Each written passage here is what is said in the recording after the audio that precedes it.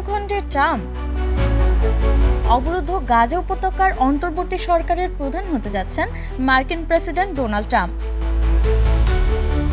দীর্ঘ সংঘাত ও রক্তক্ষয়ের পর হোয়াইট হাউসে ইসরায়েলি প্রধানমন্ত্রী বেঞ্জামিন নেতানিয়াহুর সঙ্গে বৈঠক শেষে ট্রাম্প এই ঘোষণা দেন। তিনি জানান, গাজায় স্থায়ী যুদ্ধবিরতি আনতে যুক্তরাষ্ট্র ২০ দফা প্রস্তাব দিয়েছে।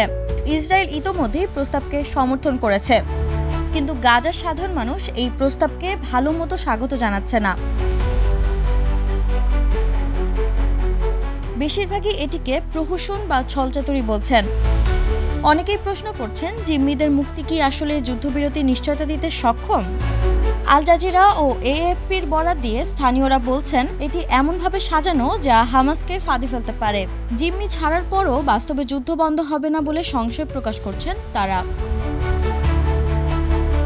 ট্রাম্প দাবি করছেন তিনি নিশ্চিত হামাসও এতে সম্মত হবে, তবে শর্ত অনুযায়ী হামাস যদি যুদ্ধবিরতিতে রাজি হয় তবে ৭২ ঘন্টার মধ্যে জীবিত ও মৃত সব ইসরায়েলি জিম্মিকে মুক্তি দিতে হবে। এরপরই হামাসকে গাজার নিয়ন্ত্রণ পুরোপুরি ছাড়তে হবে। এরপর গড়ে উঠবে নতুন অন্তর্বর্তী সরকার, যার নেতৃত্বে থাকবেন স্বয়ং মার্কিন প্রেসিডেন্ট।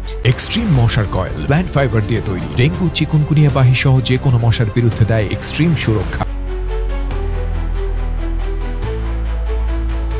এই প্রশাসনের নাম হবে দি বোর্ড অব পিস বা শান্তি প্রশাসন। ট্রাম্প বলেন, আরব ও ইসরায়েলিদের অনুরোধেই তিনি এই দায়িত্ব নিচ্ছেন। শুধু তাই নয়, এই প্রশাসনে থাকবেন আরও বৈশ্বিক নেতা। তাদের মধ্যে আছেন সাবেক ব্রিটিশ প্রধানমন্ত্রী টনি ব্লেয়ার, যিনি ইরাক যুদ্ধে ভূমিকার জন্য বিতর্কিত নাম।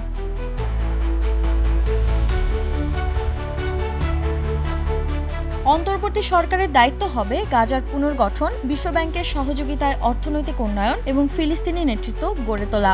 পাশাপাশি একটি সুশৃঙ্খল পুলিশ বাহিনী প্রতিষ্ঠা করা হবে, যাদের বিশেষ প্রশিক্ষণ দেওয়া হবে। তবে সবচেয়ে বড় কাজ হবে হামাসকে সম্পূর্ণ নিরস্ত্রীকরণ। গাজার যুদ্ধবিধ্বস্ত মানুষ তাই এখন তাকিয়ে আছে, ট্রাম্পের নেতৃত্ব কি সত্যিই তাদের জন্য শান্তির নতুন অধ্যায় খুলে দেবে, নাকি এটি হয়ে উঠবে আরেকটি বিতর্কিত রাজনৈতিক পরীক্ষা।